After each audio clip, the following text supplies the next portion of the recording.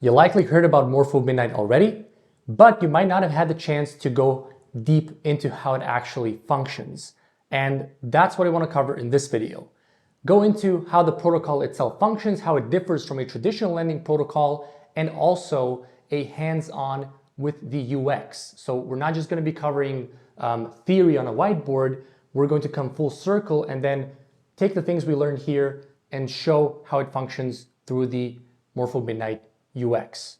So to start off with, I decided to separate this into three parts. First, we're going to compare how it functions compared to a traditional lending protocol. Then we're going to look at the core functions of the protocol, and fungible units is something you're going to understand a bit later on.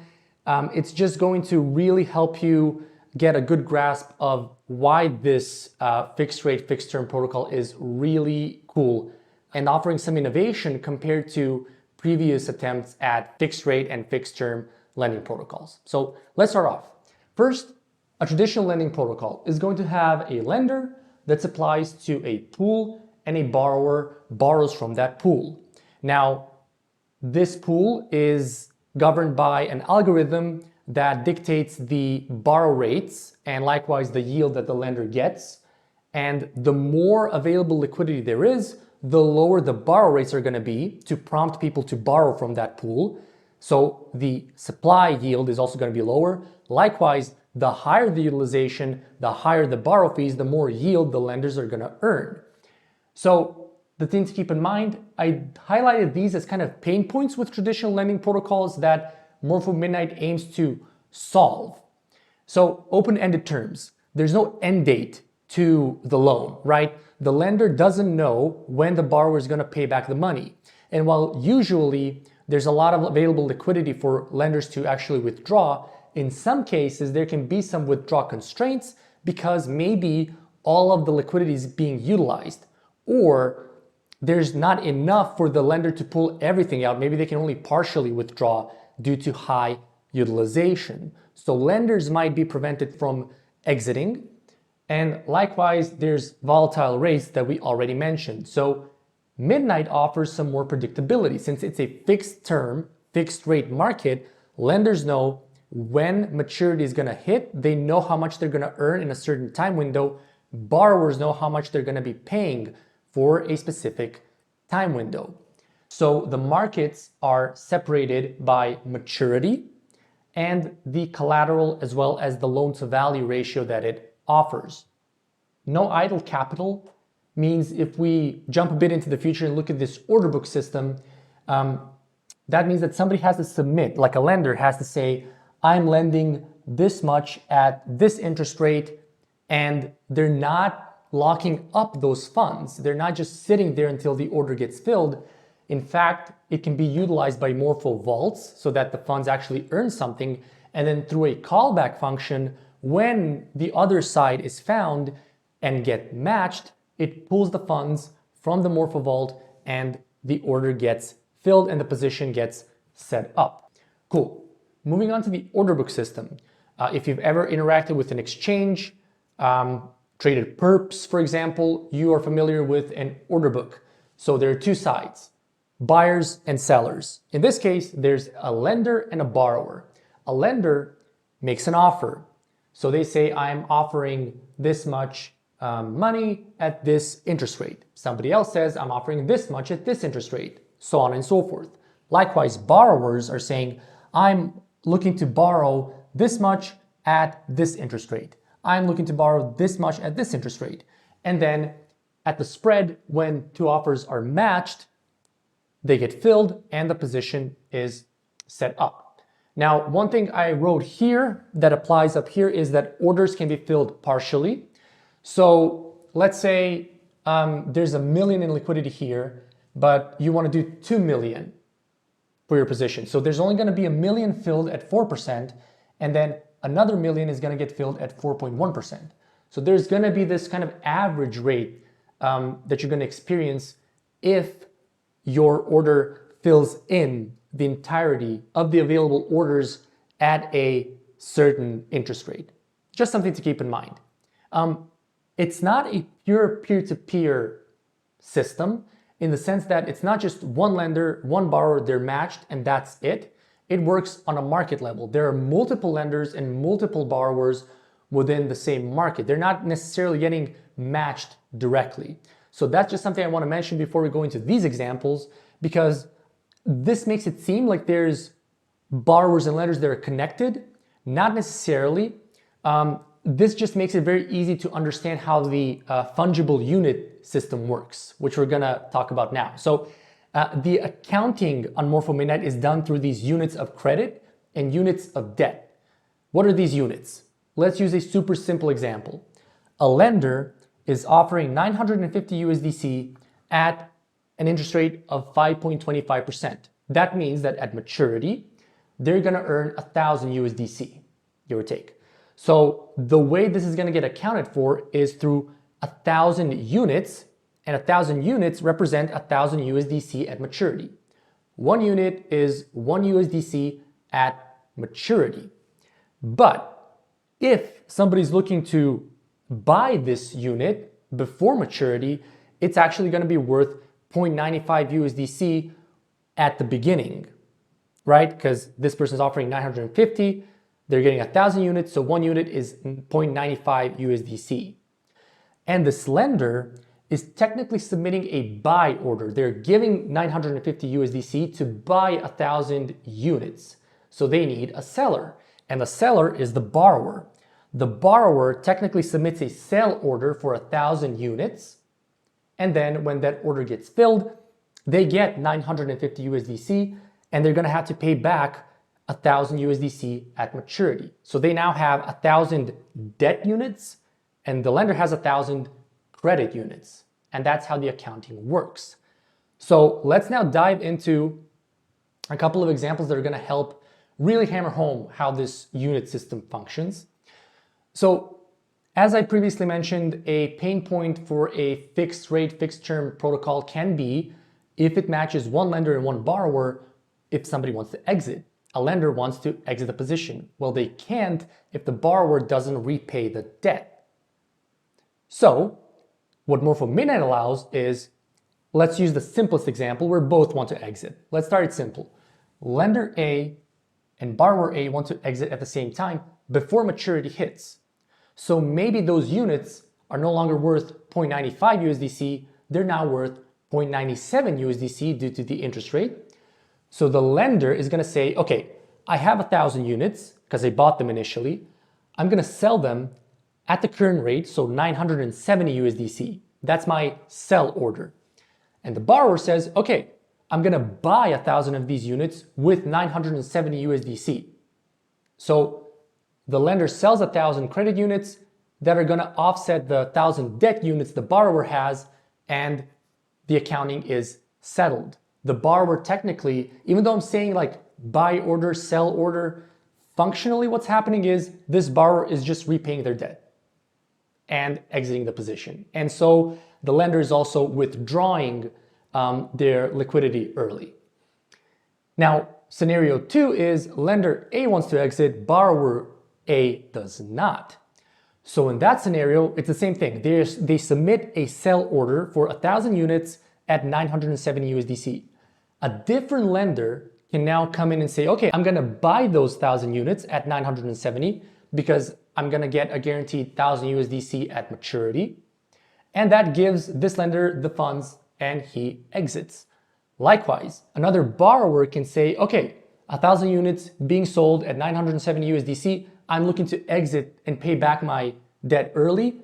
And so they're gonna get matched to this order. Again, just to simplify things, I'm saying this borrower is gonna buy. UX-wise, it's just pay back debt. So this is just like pay back debt, this is withdraw.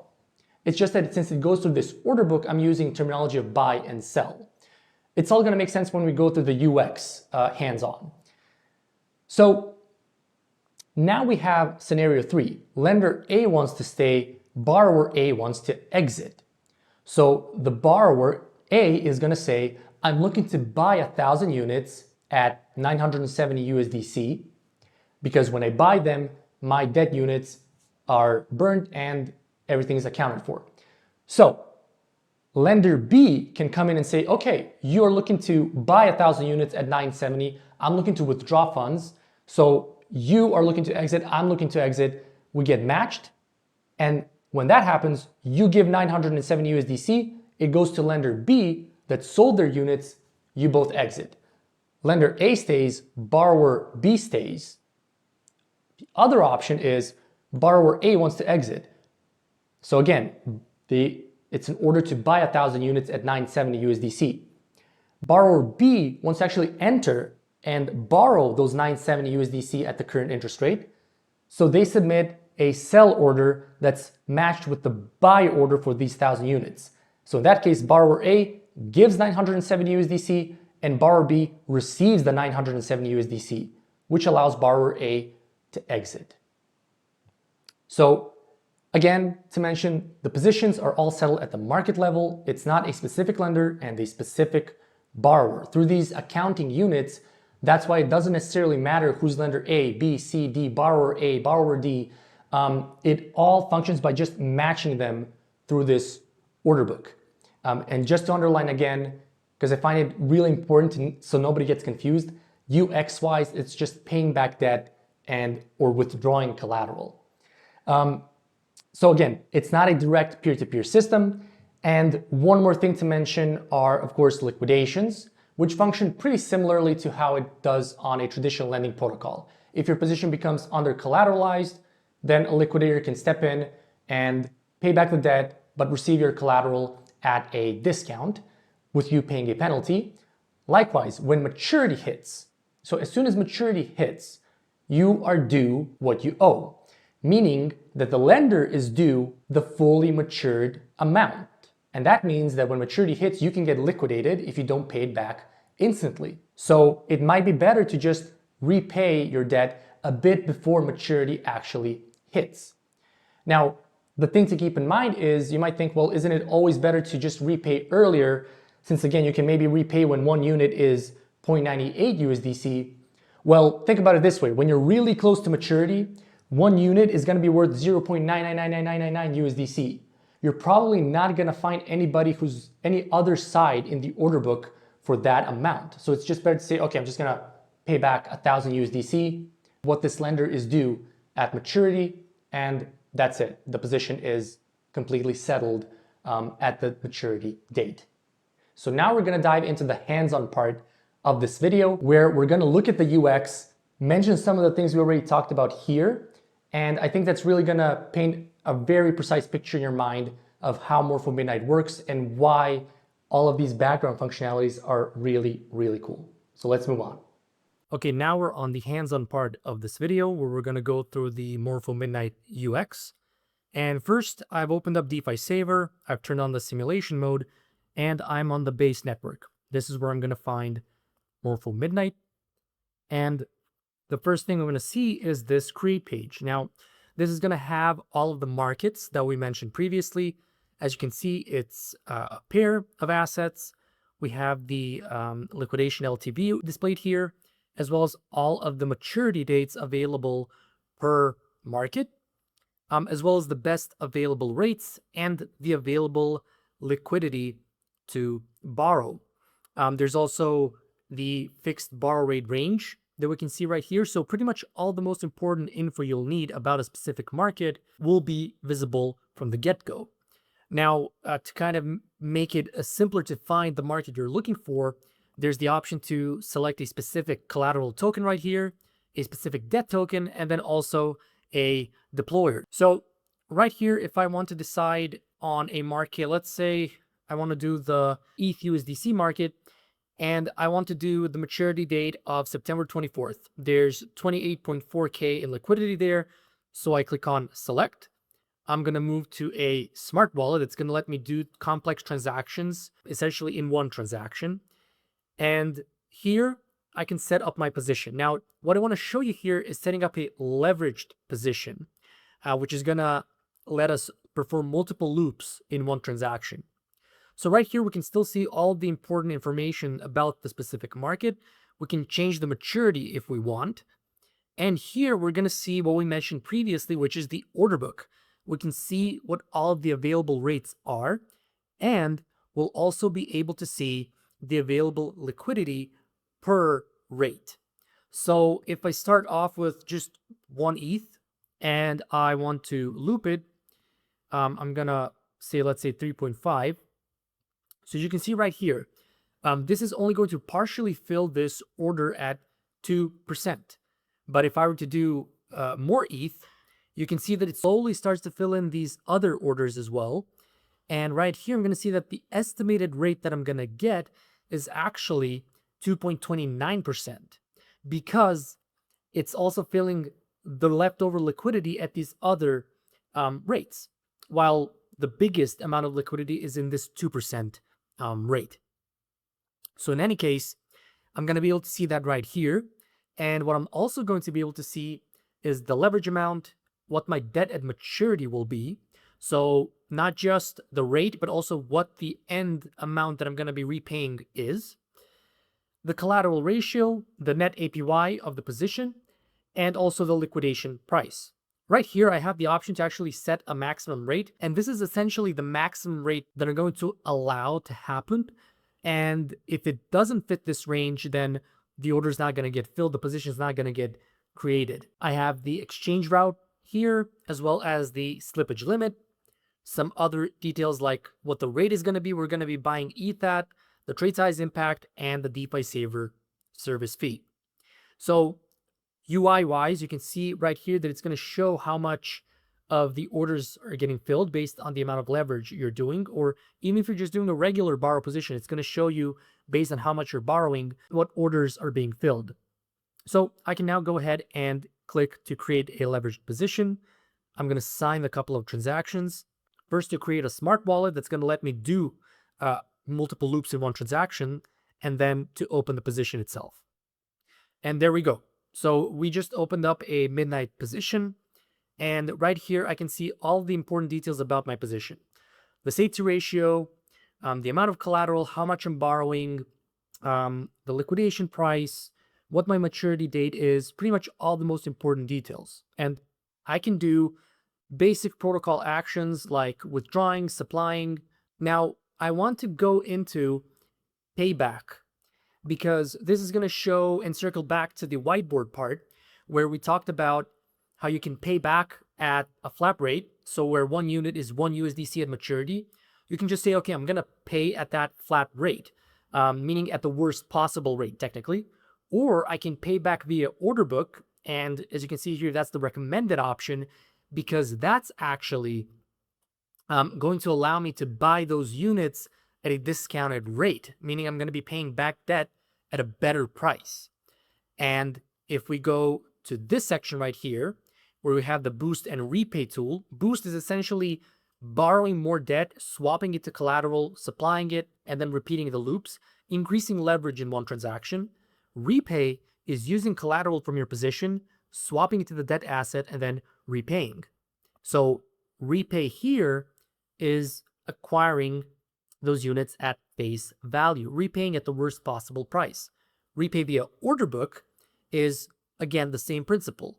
We are taking our collateral, we're swapping it, but then we are acquiring those units at a discounted rate, referring to the order book in the UI right here, and be able to exit your position earlier without having to pay the max flat rate. And right here, we can also see additional information about our supplied collateral and our borrowed USDC. And that essentially wraps up this hands-on with Morpho Midnight. As you can see, it's not super complicated. Essentially, it's the same UX as you would find on a regular lending protocol. So you can see how everything we went through on the whiteboard part just kind of is the backbone of this technically pretty straightforward UX. So if you want to just try out Morpho Midnight, you can go to DeFi Saver, turn on the simulation mode, or if you want, you can actually go to the live mode and set yourself up with a fixed rate and fixed term position.